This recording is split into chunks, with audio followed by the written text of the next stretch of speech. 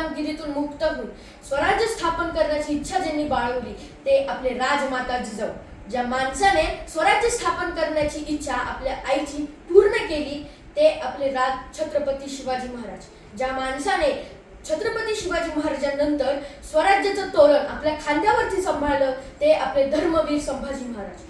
मला या देशाची राज्यघटना लिहिताना काहीच त्रास झाला नाही, कारण माझ्या समोर छत्रपती शिवाजी महाराजांचं अख्खं स्वराज्य उभं होतं असे बोलणारे डॉक्टर B.R. आंबेडकर या सगळ्या महान लोकांना माझा मानाचा मुजरा. नमस्कार मित्रांनो, मी शिवभक्त गुणेश ज्ञानेश्वर लोकरे. आज मी शिव जयंतीवर माझे काही विचार मांडणार आहे. जे न्याय देत आहेत ते झोपेचं सोंग घेत आहेत, जे न्याय घेत आहेत ते पण झोपेचं सोंग देत आहेत.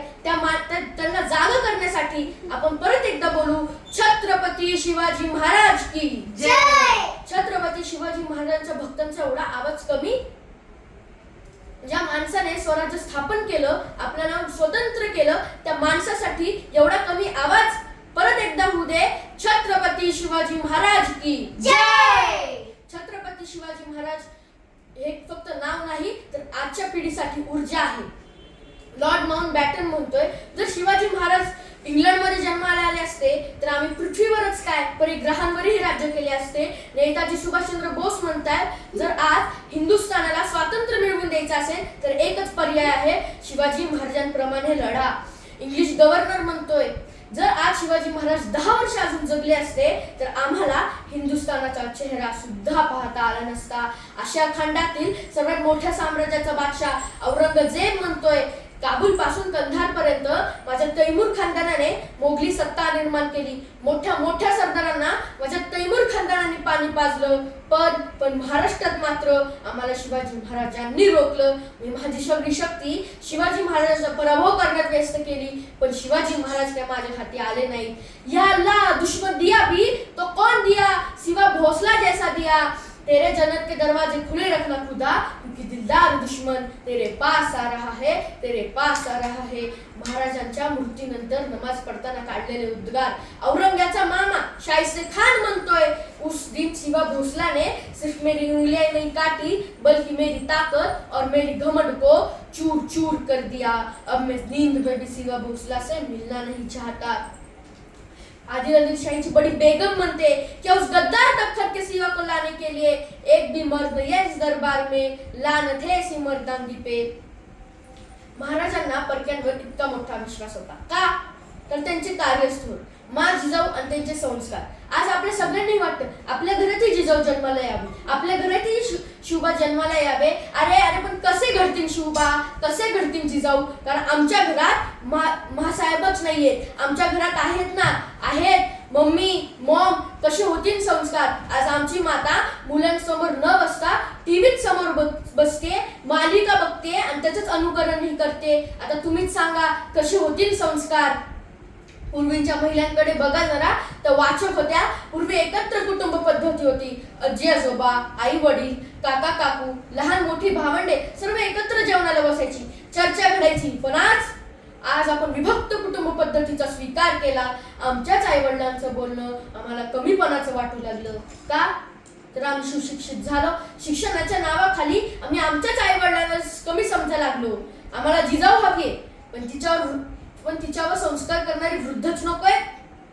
आज सगळीकडे एकच चर्चा रंगते, मुळी धर्मियांसोबत पळून जात आहे. अरे का पळून जात आहेत? कारण की त्यांच्यावर संस्कार करणाऱ्या वृद्धांनाच आम्ही घरातून बाहेर काढलं, नाहीतर आम्ही तरी घरातून बाहेर पडलो. अहो का एवढा मोठा त्याग, आणि तोही आई बापाचा.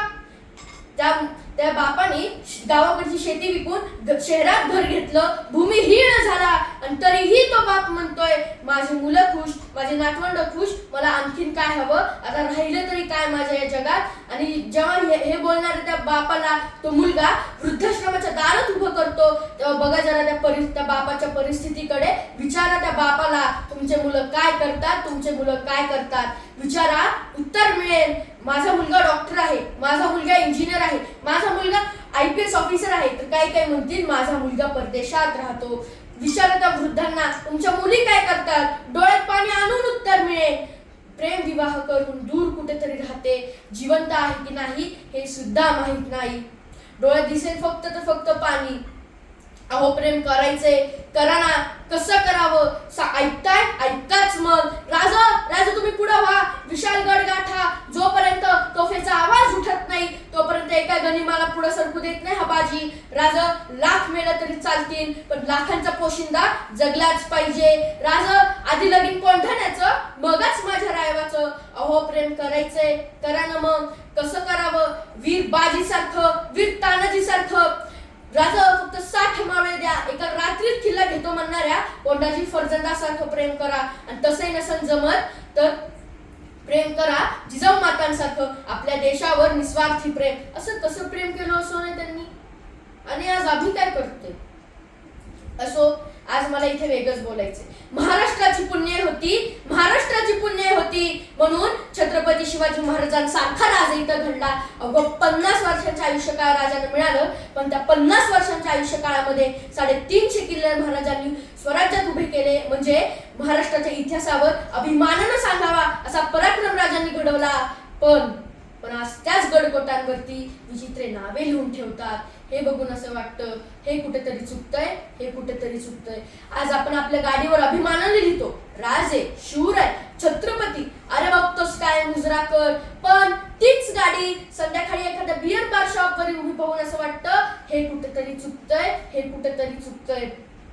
जिजाऊ मात्याने शुभाला सांगितले होते की दुश्मनाच्या बाईकडे बघताना त्यांच्यात आपली आई बघा, रखुमाई बघा. पण आज आपली आई बहीच सुरक्षित नाहीये. हे बघून असं वाटतं हे कुठेतरी चुकतंय, हे कुठेतरी चुकतंय. महाराजांनी ज्या ज्या गडकोटाला आपले पाऊल लावले तो गडकोट एक स्मारक व्हायला हवा.